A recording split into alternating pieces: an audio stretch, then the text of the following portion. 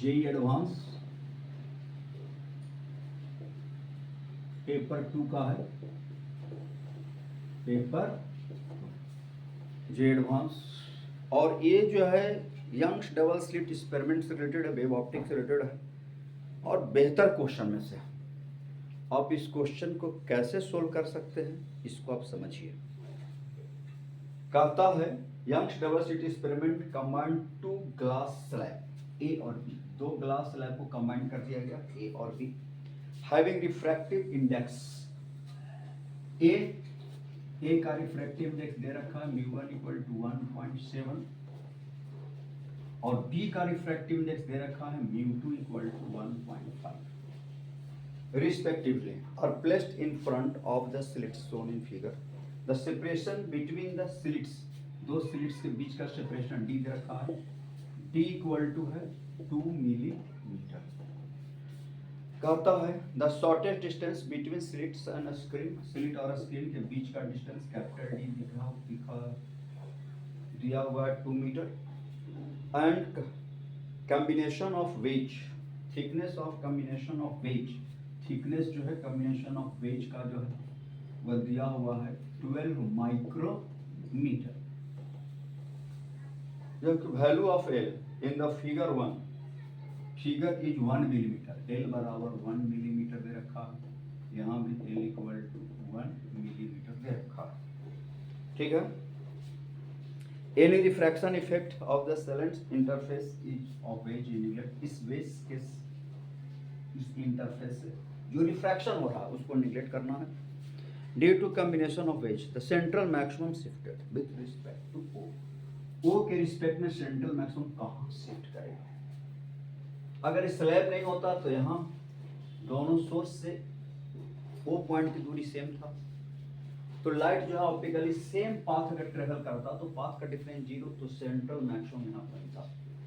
लेकिन अब क्या होगा कि स्लैब रख देंगे तो ओ पॉइंट के लिए जो है अब जो है पाथ का डिफरेंस 0 होने वाला नहीं है। अब लाइट ऑप्टिकली जो है अलग अलग पाथ को फॉलो करेगा, इसलिए ओ पॉइंट पर जो है अब जो है पाथ का डिफरेंस 0 होने वाला नहीं है, इसलिए सेंट्रल मैक्सिमम कहाँ शिफ्ट कर जाएगा, ऊपर की तरफ शिफ्ट कर जाएगा। अब देखिए कितना जो है ऑप्टिकल पाथ का डिफरेंस क्रिएट होगा। तो मान लिया जाए लाइट इस स्लैब से पास करेगा, इससे भी चलेगा इससे भी चलेगा, इससे मान लिया जाए कितना चला x1 और इस स्लैब से कितना डिस्टेंस चला x2। तो x1 पहले आप फाइंड कर लें, तो आप x1 फाइंड करने के लिए एंगल को मान लीजिए this angle is the theta, तो क्या लिख देंगे tan theta = x1 upon perpendicular 90 degree है तो बेस इक्वल टू बड़ा सा ट्रायंगल ले लें, tan थीटा = एक डिस्टेंस हो जाएगा t अपॉन यहाँ से यहाँ का दूरी 12 प्लस, यहाँ से x1 फाइंड हो जाएगा t × l upon 12 plus x1 t दिया हुआ 12 माइक्रो 10⁻⁻6, लेंथ 1 × 10⁻⁻3 × 2, लेंथ दिया हुआ 1 × 10⁻⁻3 प्लस 2 × 10⁻⁻3। x1 यहाँ से सॉल्व करेंगे, 2 4 आ जाएगा, 4 आ जाएगा तो कट जाएगा 3 × 10⁻⁻3 में 3 मिली। यहाँ से x2 भी निकाल सकते हैं, x2 = आ जाएगा t - x1 बराबर 9 मिली माइक्रोमीटर, 10⁻⁻6 माइक्रो 9 माइक्रो, 4 आ जाएगा 4 × 12 कट जाएगा और इतना सोल्व करेंगे 9 माइक्रोमीटर। अब जो है ऑप्टिकल पाथ का डिफरेंस निकालिए, ऑप्टिकल पाथ निकालिए।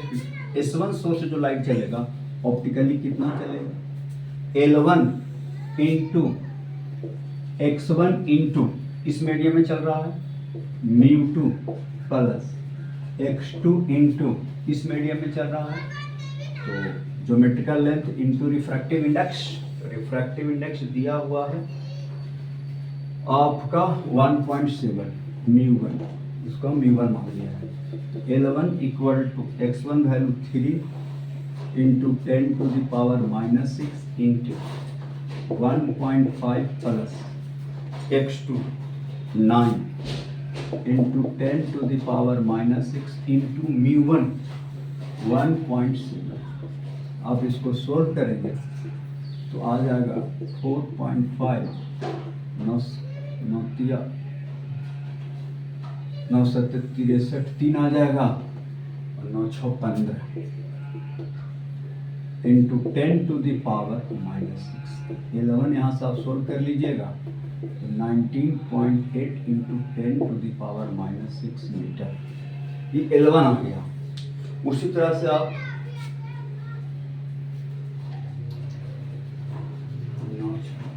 63 और 9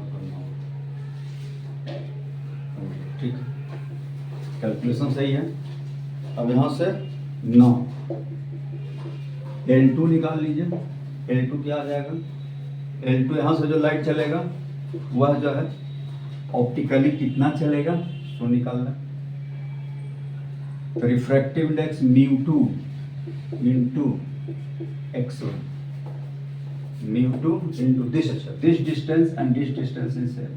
This is the x2 and this distance is x1. So μ2 into x2 into μ1 into x1 L2. μ2 1.5 into 9 into 10 to the power -6 into μ1 1.7 into, अब यहाँ से आप x1 निकाल लीजिए तो x1 वैल्यू निकाल चुके हैं 3 इंटू 10 टू द पावर -6। तो अब सोल्व करेंगे 35 into 10 to the power -6 plus 5.1 into 10 to the power -6 और इसको आप सोल्व कर लीजिएगा तो L2 आ जाएगा 18.6 गुना 10 टू द पावर। तो ये आप सोल्व कर लीजिएगा तो ये आ जाएगा तो ऑप्टिकल पाथ का डिफरेंस तो L1 माइनस L2 सोल्व करेंगे तो equal to 1.2 into 10 to the power -6। ये ऑप्टिकल पाथ का डिफरेंस आ गया। अब ये लाइट ऑप्टिकली जो है ऑप्टिकल पाथ का डिफरेंस दोनों वेव के बीच इतना क्रिएट हो गया तो सेंट्रल मैक्सिमम मान लिया जाए कि यहाँ से y0 डिस्टेंस ऊपर शिफ्ट कर जाएगा। अब यहाँ y0 डिस्टेंस ऊपर शिफ्ट कर गया तो ये ऑप्टिकल पाथ का डिफरेंस कितना आ जाएगा? तब आप लिख सकते हैं y0 इंटू dy dt, या फार्मूला पढ़ चुके हैं, ऑप्टिकल पाथ डिफरेंस ज्योमेट्री से प्रूफ हुआ था, into 1.2 into 10 to the power -6। यहाँ से y0 सोल्व कर लीजिए, d 1.2 into 2 into 10 to the power -6 upon d equal to 2 into 10 to the power -3। तो y0 इक्वल टू 2 से 2 कट गया 1.2 मिली। दिस सेंट्रल मैक्सिमम सेट, इसका मतलब है कि आप सेंट्रल मैक्सिमम क्या